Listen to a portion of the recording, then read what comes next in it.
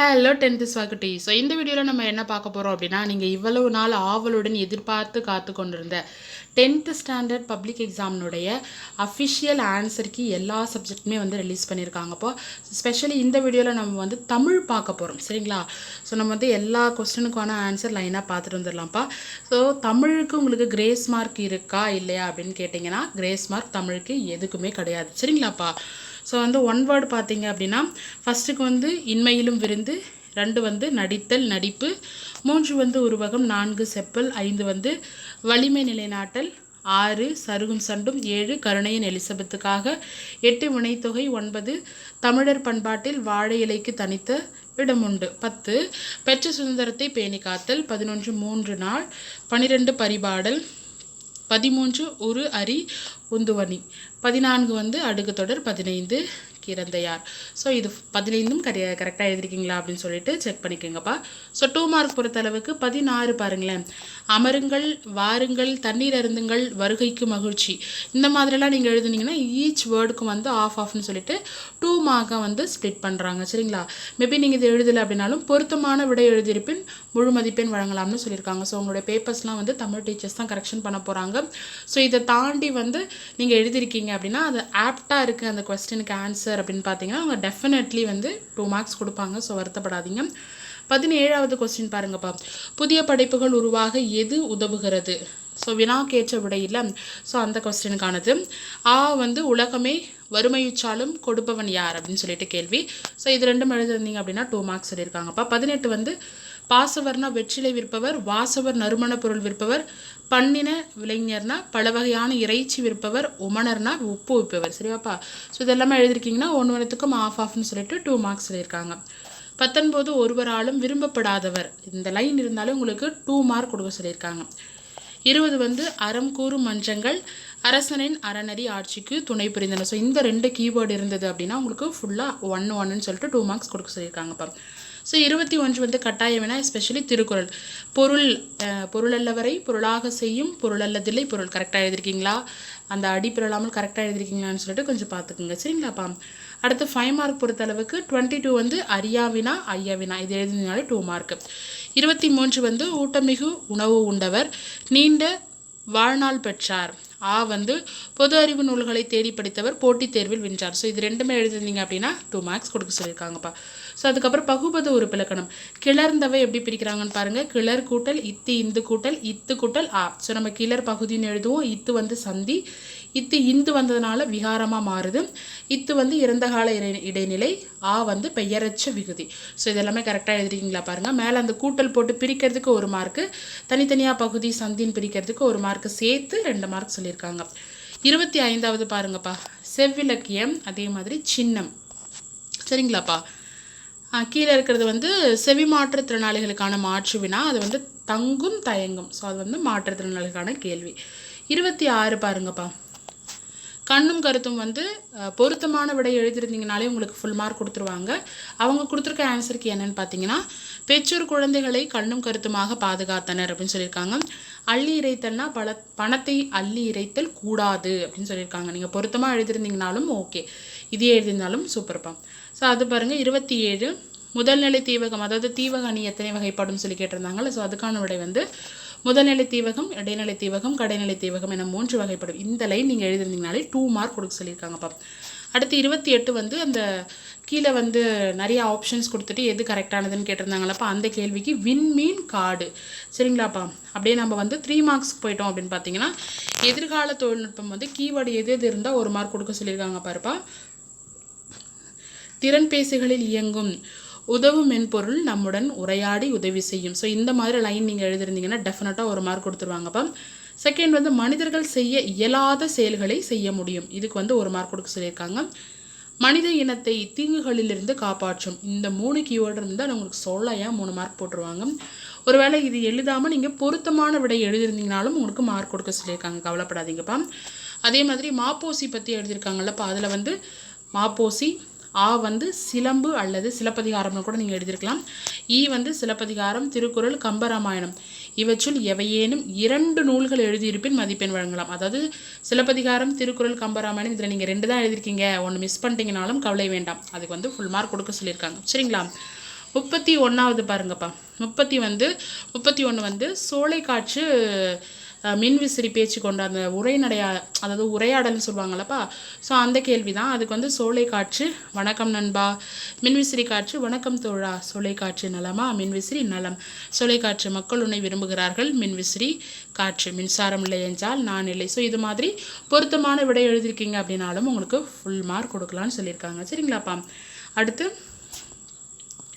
32வது கேள்வி. அதில் வந்து மருத்துவர் உடலில் ஏற்பட்ட புண்களை கத்தியால் அறுத்து சுட்டாலும் அது நன்மைக்கு என்று நோயாளி அவரை நேசிப்பார். அதுக்கு வந்து 1.5 மார்க் கொடுக்க சொல்லியிருக்காங்கப்பா. அதே மாதிரி இறைவனே நீ நீங்காத துன்பத்தை தந்தாலும் உனதருணை எதிர்நோக்கியே நான் வாழ்கிறேன். ஸோ இதுக்கு வந்து 1.5 மார்க் கொடுக்க சொல்லியிருக்காங்க. சரிங்களாப்பா. அதே மாதிரி 33வது கேள்விக்கு வந்து கவிஞர் சாளர கதவுகளை வாளி தண்ணீர் கொண்டு கழுவி கந்தை துணியால் துடைத்தார். இதுக்கு வந்து 1.5 மார்க்கு. சாயக்கூவளையும் கட்டை தூரிகையும் கொண்டு வண்ணம் அடித்தார். ஸோ இதுக்கு வந்து 1.5 மார்க். பொருத்தமான விடை எழுந்தாலும் ஃபுல் மார்க் கொடுக்க சொல்லியிருக்காங்கப்பா. ஸோ 34 வந்து அடிப்பிரலாமல் எழுதுக. ஸோ இதே மாதிரி கரெக்டாக நீங்கள் எழுதிருந்தீங்கன்னா ஃபுல் மார்க் கொடுத்துருவாங்கப்பா. மேபி எழுத்துப்பிழை வருது இல்லை சீர் ஏதாவது மாற்றிட்டீங்க அப்படின்னா ஒரு சில மார்க் கம்மி பண்ணுவாங்க. ஸோ ஹோப் நீங்கள் எல்லாருமே சூப்பராக எழுதிருப்பீங்க நான் நம்புகிறேன். எனக்கு ஈஸியானதான் கேட்டிருக்காங்க. 35 பார்த்தீங்கன்னா வஞ்சித்திணை மண்ணாசை கொண்டு போர் புரிதல் வஞ்சி பூவை சூடுதல். சரிங்களாப்பா. இதுக்கு ஒன்றுத்துக்கு ஒரு மார்க். ஸோ இந்த கீவேர்டு எழுதிருக்கீங்களா ஞாபகமாக பாருங்கள். 36 வந்து நிரல் நிறை அணை பற்றி கேட்டிருந்தாங்களப்பா. ஸோ சொல்லையும் பொருளையும் வரிசையாக நிறுத்தி அவ்வரிசைப்படியே பொருள் கொள்வது, இதுக்கு ஒரு மார்க்கு. ப்ளஸ் வந்து அன்பு மரணம் அதை எடுத்துக்காட்டு நீங்கள் எழுதியிருந்தீங்க அப்படின்னா வந்து உங்களுக்கு ஒரு மார்க் சொல்லியிருக்காங்க. அதாவது அன்பு மரணம் என்ற சொற்களை வரிசையாக நிறுத்தி பண்பும் பயணம் என்ற சொற்களை முறைப்பட கூறுவதுன்னு சொல்லியிருக்காங்க. ஸோ அதுக்கப்புறம் வந்து அழகீட்டு வாய்ப்பாடுப்பா. ஸோ நாள்தோறுமா நேர் நிறைன்னு சொல்லி பிரித்து குவிலம். நாடியில் வந்து அதுவே வந்து நேர் இல்லைப்பா. ஸோ நாடி நேர் நேர் தேமா. அதே மாதிரி முறை செய்யா நிறை நேர் நேர் புளிமாங்காய். மன்னவன மண் நவன் அப்படின்னு பிரிச்சிருக்காங்க. நேர் நிறை குவிலம். நாள்தோறுமா ஆல்ரெடி வந்தது ரிப்பீட் ஆகுது. நாள்தோறும் நேர் நிறை குவிலம். நாடு வந்து நாடு நேர் நேர் தேமா. கெடும் வந்து நிறை மலர். ஸோ இந்த குரட்பா வந்து மலர் எனும் வாய்ப்பாடு கொண்டு முடிந்துள்ளது. ஸோ இதே மாதிரி நீங்கள் உரிச்சு எழுதி வச்சுருக்கீங்க அப்படின்னா உங்களுக்கு 3 மார்க்ஸ் டெஃபினட்டாக கொடுத்துருவாங்கப்பா. ஸோ அதுக்கப்புறம் வந்து 5 மார்க் போயிடலாம்ப்பா. ஸோ 5 மார்க்கில் 38 பார்த்தீங்கன்னா இலைப்பாரி செல்லுங்கள், இரவில் தங்குங்கள், சிச்சுரை அடையுங்கள், அண்ணனின் கூத்தன் என்று சொல்லுங்கள், வீட்டுக்குள் உரிமையுடன் நுழையுங்கள், மாமிசத்தின் பொரியலையும் திணைச்சோற்றையும் பெறுவீர். பொருத்தமான கருத்துக்கள் எழுதியிருந்தாலும் ஃபுல் மார்க் கொடுக்க சொல்லியிருக்காங்கப்பா. ஸோ இதுக்கு வந்து 5 மார்க் டெஃபினட்டாக. அடுத்து 38 அல்லது கேள்வி. வந்து ஒரு செயலை செய்ய தேவையான கருவி, ஏற்ற காலம், செயலின் தன்மை, செய்யும் முறை அறிந்து செய்பவரே அமைச்சராவார். விடாமுயற்சியின் மன வலிமையும் வேண்டும். அதே மாதிரி குடிமக்களை காக்கும் பண்பு வேண்டும். ஆட்சி முறைகளை அறிதல் வேண்டும். இயற்கையான அறிவும் நூலறிவும் வேண்டும். ஸோ இந்த பாயிண்ட்ஸ் எல்லாமே கீவேர்டில் இருக்குது. உங்களுக்கு நீங்கள் எழுதியிருந்தது அப்படின்னா ஃபுல் மார்க் கொடுக்க சொல்லியிருக்காங்கப்பா. பொருத்தமான கருத்துக்களும் எழுத சொல்லியிருக்காங்க, எழுதிருந்தால் கொடுக்க சொல்லியிருக்காங்க. ஸோ அதே மாதிரி 39வது வந்து முறையீட்டு விண்ணப்பம். இதில் எதுக்கு மார்க் கொடுக்க சொல்லியிருக்காங்கன்னு பாருங்கள். அந்த 5 மார்க். அனுப்புனர் கண்டிப்பாக இருக்கணும், அதுக்கு ஆஃப். பெறுநருக்கு வந்து ஆஃப் மார்க்கு. விழித்தல் பொருளுக்கு ஆஃப் மார்க்கு. கடித செய்தி 2 மார்க்கு. முடிவு ஒப்பம் அதுக்கு ஆஃப் மார்க்கு. இடம் 4 ஆஃப் மார்க்கு. உரைமேல் முகவரி ஆஃப் மார்க்கு. இவற்றின் அடிப்படையில் விடை இருத்தல் வேண்டும். இப்படி இருந்தால் ஃபுல் மார்க் கொடுத்துறேன்னு சொல்லியிருக்காங்க. அதே மாதிரி நண்பனுக்கு கடிதமில் இடம் 4 வலப்புறத்தில் இருக்கணும், ஆஃப் மார்க்கு. விழித்தல் வந்து ஆஃப் மார்க்கு. கடித செய்தி 2 மார்க்கு. இப்படிக்கு ஒப்பம் 1 மார்க்கு. உரைமேல் முகவரி இவற்றின் அடிப்படையில் விடை இருத்தல். சாரிப்பா. அதே மாதிரி 40வது கேள்வி பாருங்கள். காட்சிக்கு ஏற்றவாறு பொருத்தமான கவிஞரை எழுதியிருப்பின் முழு மதிப்பெண் வழங்கணும். அதாவது கவிதை வந்து இப்படி தான் எழுதியிருக்கணும் அப்படின்னு கீவேர்டில் கொடுக்கல. அந்த காட்சிக்கு ஏற்ற மாதிரி ஆப்டாக எழுதியிருக்கீங்க அப்படின்னாலே ஃபுல் மார்க் கொடுத்துடலாம் அப்படின்னு சொல்லிட்டு நம்மளுக்கு ஈஸியாக சொல்லிட்டாங்கப்பா. ஸோ அதனால் பிரச்சனையே இல்லை. நீங்கள் எப்படி கவிதை எழுதியிருந்தாலும் ஒருவேளை நீங்கள் சினிமா பாட்டே தூக்கி எழுதியிருந்தாலும் பிரச்சனை இல்லை. அந்த காட்சிக்கு அழகாக இருந்தது அப்படின்னா ஃபுல் மார்க் கொடுத்துருவாங்க. ஸோ 41வது வந்து உறுப்பினர் சேர்க்கை. ஓகேப்பா. தமிழ்நாடு விளையாட்டு மேம்பாட்டு ஆணையத்தின் உறுப்பினர் சேர்க்கை. விண்ணப்ப படிவம் எப்படி இருக்கணும்னு பாருங்கள். எதுக்கு 1 மார்க் கொடுக்குறாங்கன்னா மாணவியின் பெயர், பாலினம், பிறந்த தேதிக்கு 1 மார்க்கும், தேசிய இனம், இரத்த வகை, உயரம் மற்றும் எடைக்கு 1 மார்க்கு, பெற்றோர் பாதுகாவலர் பெயர், வீட்டு முகவரி, தொலைபேசி அலைபேசி எண் அதுக்கு 1 மார்க்கு, இறுதியாக படித்து முடித்த வகுப்பு, பள்ளியின் முகவரி, சேர விரும்பும் விளையாட்டுக்கு 1 மார்க்கு, அதுமாரி சேர்க்கை எண், தேதி ஏதேனும் ஒரு தேதி, கவிதை, மாணவியினுடைய பெயர், இடம் விழுப்புரம் அல்லது பாரதிதாசன் நகர், கலைச்செல்வி, பெற்றோர் பாதுகாவலர், கைதி எல்லாமே எழுதியிருந்தீங்கன்னா 1 மார்க்கு. சரிங்களாப்பா. 42 வந்து பிறர் மனம் மகிழும், அறம் வளரும், புகழ் பெறும், நல்ல நண்பர்கள் சேர்வர், அன்பும் நிறையும். பொருத்தமான 5 நன்மைகள் எழுதியிருப்பின் முழு மதிப்பெண் வழங்கலாம்னு சொல்லிட்டாங்க. சரிங்களாப்பா. அதே மாதிரி மொழிபெயர்ப்பு பார்த்துடலாம்ப்பா. 42. ஃபஸ்ட்டு வந்து ஒருவர் பள்ளியில் கற்றுக்கொண்டதை மறந்துவிட்ட பிறகு எஞ்சியிருப்பது கல்வி. Albert Einstein. அதே மாதிரி அடுத்து என்னன்னு பார்த்தீங்கன்னா, நாளை தான் பெரும்பாலும் வாரத்தின் சுறுசுறுப்பான நாளாக இருக்கும். ஸ்பெயின் பழமொழி. அதுக்கு 1 மார்க்கு. நமது வாழ்வின் இருண்ட காலத்தில் நாம் ஒளியை காண ஒருமுகமாக கவனம் செலுத்த வேண்டும். அரிஸ்டாட்டில்.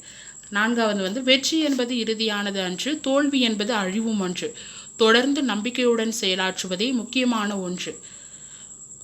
Winston Churchill. அதே மாதிரி 5வதுப்பா, மொழியே ஒரு கலாச்சாரத்தின் வழிகாட்டி, மக்கள் எங்கிருந்து வருகிறார்கள் எங்கே செல்கிறார்கள் என்பதை உனக்கு அறிவிக்கும். ரீட்டாமா. ஸோ இது ஃபுல்லாக இதெல்லாம் எழுதிருந்தீங்க அப்படின்னா உங்களுக்கு 5 மார்க் கொடுக்க சொல்லியிருக்காங்கப்பா. ஸோ அதே மாதிரி செவி மாற்றுத்திறனாளிகளுக்கான மாற்று வினா வந்து கோடை பனிப்பகுதியில் இருந்து வீசுவதால் குடக்கு வடக்கு தலைப்புக்கு பொருத்தமான எழுதிருந்தாலே ஃபுல் மார்க் வந்து கொடுக்க சொல்லியிருக்காங்க. So finally 8 மார்க்ப்பா. ஸோ 8 மார்க் தான். இதெல்லாம் எழுதிருக்கீங்களா நீங்கள் ஒன்ஸ் செக் பண்ணணும். எப்படி வந்து 8 மார்க் ஸ்ப்ளிட் பண்ணுறாங்கன்னு பாருங்கப்பா. முன்னுரைக்கு 1/2 மார்க் கொடுக்க சொல்லியிருக்காங்கப்பா. போராட்ட கலைஞர்களுக்கு 1.5 மார்க் வந்து கொடுக்க சொல்லியிருக்காங்க. பேச்சு கலைஞருக்கு 1.5 மார்க்கு, நாடக கலைஞர் 1 மார்க்கு, திரைக்கலைஞருக்கு 1.5 மார்க்கு, இயற்றமிழ் கலைஞருக்கு வந்து 1.5 மார்க்கு, முடிவுரைக்கு 1.5 மார்க்கு. பொருத்தமான விடை எழுதியிருப்பின் முழு மதிப்பெண் வழங்கலாம். அதாவது என்ன பண்ணிட்டாங்கன்னா, தே வில் கிவ் சப்டாபிக்ஸ் மட்டும் வந்து அவங்க என்ன பண்ணிட்டாங்க அப்படின்னா ஆன்சர் கீ வந்து கொடுத்துருக்காங்க. அதுக்குள்ளே இருக்கிற கண்டென்ட் வந்து அந்த டாபிக்ஸ்க்கு ஏற்ற மாதிரி ஆப்டாக இருந்தது அப்படின்னா டெஃபினட்டாக உங்களுக்கு 8 மார்க்ஸ் கொடுத்துருவாங்க. அதாவது வித்தவுட் ஸ்பெல்லிங் மிஸ்டேக், அதாவது ஸ்பெல்லிங் மிஸ்டேக் எதுவுமே இல்லாமல், எழுத்துப்பிழை இல்லாமல் நீங்கள் வந்து கண்டென்ட்டை கரெக்டாக எழுதிருந்தீங்கன்னா டெஃபினட்டாக உங்களுக்கு 8 மார்க் கொடுத்துருவாங்க. சரிங்களாப்பா. அதிலே அல்லதில் பாருங்கள், தமிழின் சொல்வளம் புதிய சொல்லாக்கத்திற்கான தேவைகள் பற்றி தமிழ் மன்றத்தில் பேச உரை குறிப்புகள் என்னென்ன இருக்கணும்னு பாருங்கள். தமிழின் சிறப்புகள் 2 மார்க் கொடுக்குறாங்கப்பா. தமிழின் சொல்வளம் 2 மார்க்கு, புதிய சொல்லாக்கத்திற்கான தேவைகளுக்கு 4 மார்க் கொடுக்குறாங்க. ஸோ பொருத்தமான விடை எழுதியிருந்தால் டெஃபினட்டாக உங்களுக்கு 8 மார்க் கொடுத்துருவாங்க. அதேமாதிரி 44வதா மேரியனுடைய வாழ்க்கை, முன்னுரைக்கு 1/2 மார்க்குப்பா. மேரியன் குடும்பம் 1 மார்க்கு, பறக்கப்பட்ட புத்தகம் 2 மார்க்கு, கல்வியின் மீது தாகம் 2 மார்க்கு, கல்வி சுடர் ஏற்றிய வில்சன் 2 மார்க்கு, முடிவுரை அதாவது கதை பகுதியொட்டி கருத்துக்கள் எழுதியிருப்பின் முழு மதிப்பெண் வழங்கலாம். ஸோ நீங்கள் மேரி ஸ்டோரியை வந்து பக்காவாக எழுதிருந்தீங்க அப்படின்னா கண்டிப்பாக உங்களுக்கு 8 மார்க் போட்டுருவாங்கப்பா. ஸோ 44 வந்து சிறந்த பெண். அதில் வந்து முன்னுரை இருந்தால் 1 மார்க்கு, கடின உழைப்பாளர் 2 மார்க்கு, சிறப்பு மிக்கவர் 2 மார்க்கு, போற்றத்தக்கவர் 2 மார்க்கு, முடிவுரைக்கு 1 மார்க்கு. ஸோ பொருத்தமான கருத்துக்கள் எழுதியிருப்பின் முழு மதிப்பெண் வழங்கலாம் அப்படின்னு சொல்லிட்டாங்கப்பா. ஸோ 45 பாருங்கள், பொருட்காட்சி, அதுக்கு 1/2 மார்க்கு, முன்னுரைக்கு 1 மார்க்கு, நுழைவாயில் 1 மார்க்கு, புத்தக அரங்கு 1 மார்க்கு, வேளாண்மை அரங்கு 1 மார்க்கு, கேளிக்கை அரங்கு 1 மார்க்கு, போக்குவரத்து அரங்கு 1 மார்க்கு, பொது போக்கு அமைவிடங்கள் 1 மார்க்கு, உணவுக்கூடங்கள் 1 மார்க்கு, முடிவுரை 1/2 மார்க்கு.